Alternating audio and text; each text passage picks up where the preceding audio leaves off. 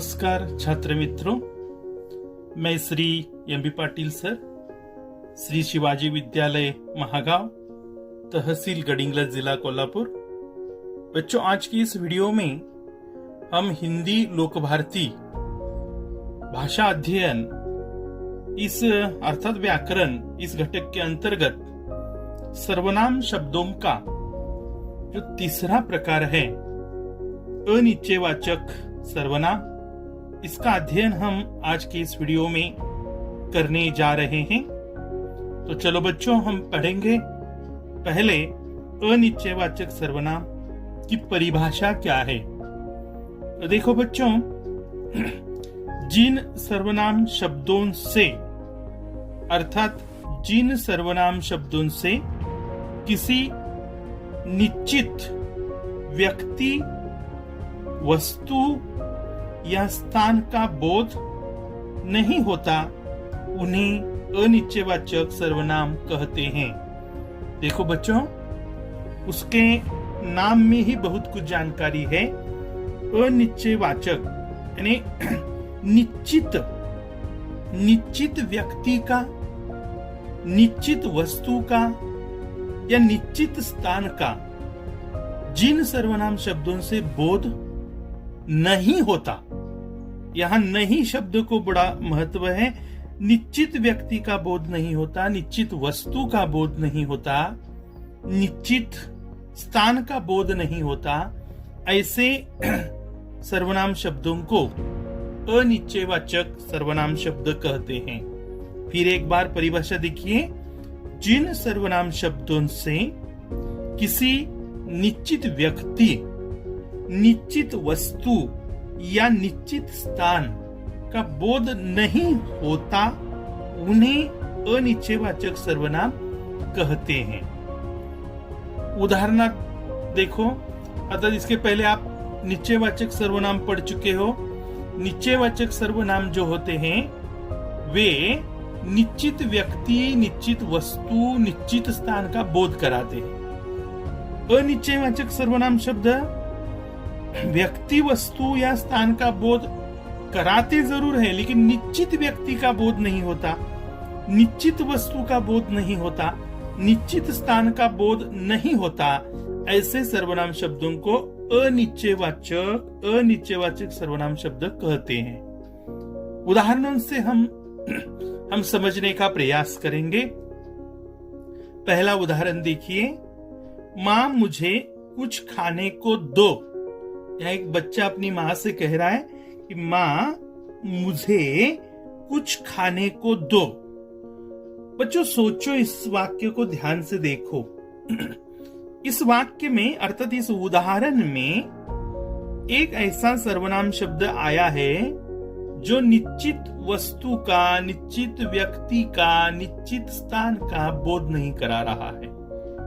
तो ऐसा शब्द कौन सा याद आ रहा है क्या? देखो बच्चों, देखो यहाँ कुछ, बच्चा अपनी माँ से कुछ मांग रहा है। तो ये कुछ जो शब्द है ना, ये कुछ शब्द बच्चों अनिश्चयवाचक सर्वनाम है, क्योंकि वह निश्चित वस्तु का बोध नहीं कराता।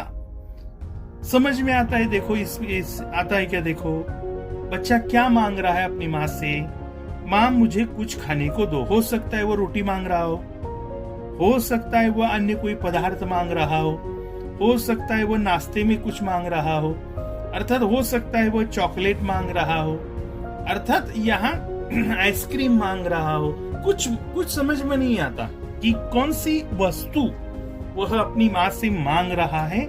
ये इस उदाहरण कुछ शब्द से समझ में नहीं आता, और इसलिए कुछ शब्द जो है, कुछ सर्वनाम शब्द जो है, वो निश्चित वस्तु का बोध नहीं कराता है, और इसलिए वह सर्वनामों के प्रकारों में अनिश्चयवाचक सर्वनाम शब्द कहलाया जाता है। दूसरा उदाहरण देखिए, बरामदे में कोई खड़ा है। सोचो बच्चों, इसमें अनिश्चयवाचक सर्वनाम कौन सा शब्द है? हाँ, याद आया? हाँ, कोई। इसमें कोई यह सर्वनाम शब्द जो है वो अनिश्चयवाचक सर्वनाम शब्द है, क्योंकि इस कोई शब्द से निश्चित व्यक्ति का बोध नहीं होता। बरामदे में कोई खड़ा है, अर्थात कोई, इसका अर्थ यहाँ पिताजी खड़े हैं, माँ खड़ी है, या कोई दादा दादी नाना नानी चाचा चाची कोई रिश्तेदार खड़ा है, या कोई अजनबी व्यक्ति खड़ा कोई है। कौन है समझ में नहीं आता। कोई से कोई समझ में, हमारी सहेली खड़ी है, दोस्त खड़ा है, कौन है, कोई निश्चित व्यक्ति का बोध ही नहीं होता कोई शब्द से। और इसलिए कोई यह सर्वनाम शब्द जो है निश्चित व्यक्ति का बोध नहीं कराता है, और इसलिए वह अनिश्चयवाचक बच्चों सर्वनाम शब्द है। तीसरा उदाहरण आप बच्चों थोड़ा सा देखिए। तीसरा उदाहरण ऐसा है, किसी की बुराई के साथ साथ अच्छाई को भी देखो। किसी की बुराई के साथ साथ अच्छाई को भी देखो। याद करो इसमें कौन सा शब्द अनिश्चयवाचक सर्वनाम होगा। याद आया? हाँ, सही है आपका उत्तर। किसी यह जो सर्वनाम शब्द है वह अनिश्चयवाचक सर्वनाम है। किसी की बुराई अर्थात किसी की यानी किसकी? प्रधानमंत्री की, मुख्यमंत्री जी की, गांव के मुखिया जी की, या अपने किसी रिश्तेदार की। किसी की यानी किसकी समझ में नहीं आती। वो व्यक्ति कौन, निश्चित व्यक्ति कौन समझ में नहीं आता। और इसलिए किसी की अर्थात किसी यह जो शब्द है यह निश्चित व्यक्ति का बोध नहीं कराता है, और इसलिए वह बच्चों अनिश्चयवाचक सर्वनाम शब्द कहलाया जाता है। चौथा उदाहरण देखिए, मैं किसी दिन शहर जाऊंगी। मैं किसी दिन शहर जाऊंगी। याद करो आप, इसमें किसी यह शब्द जो है वह अनिश्चयवाचक सर्वनाम है, क्योंकि किसी दिन अर्थात कौन सा दिन समझ में नहीं आता। अर्थात वो कौन सा, आने वाला सोमवार का, मंगलवार का, बुधवार का, गुरुवार का, शुक्रवार का या शनिचर का, किसी कौन सा दिन, अर्थात वो समझ में नहीं आता। और इसलिए किसी शब्द निश्चित दिन का बोध नहीं कराता, और इसलिए वह अनिश्चयवाचक सर्वनाम शब्द कहलाया जाता है। यही मैंने यहाँ आपको अगर आप भूल गए तो आपको पढ़कर समझ में आए, इसलिए यहाँ ये जानकारी लिखी है।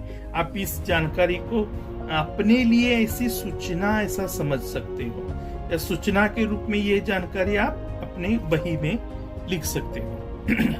ऊपर के उदाहरणों में अर्थात ये 4 उदाहरणों में कुछ अर्थात पहले उदाहरण का कुछ, कोई दूसरे उदाहरण का कोई, किसी तीसरे उदाहरण का किसी, और चौथे उदाहरण का किसी आदि सर्वनाम शब्दों से अर्थात ये जो सर्वनाम कुछ, कोई, किसी, इन सर्वनाम शब्दों से निश्चित व्यक्ति, निश्चित वस्तु या निश्चित स्थान का बोध नहीं होता। इसलिए ये शब्द जो है अर्थात कुछ, कोई और किसी, ये शब्द जो है वो अनिश्चयवाचक क्या है? सर्वनाम शब्द हैं। आई बात समझ में बच्चों? तो कोशिश कीजिए अनिश्चयवाचक सर्वनाम समझने की।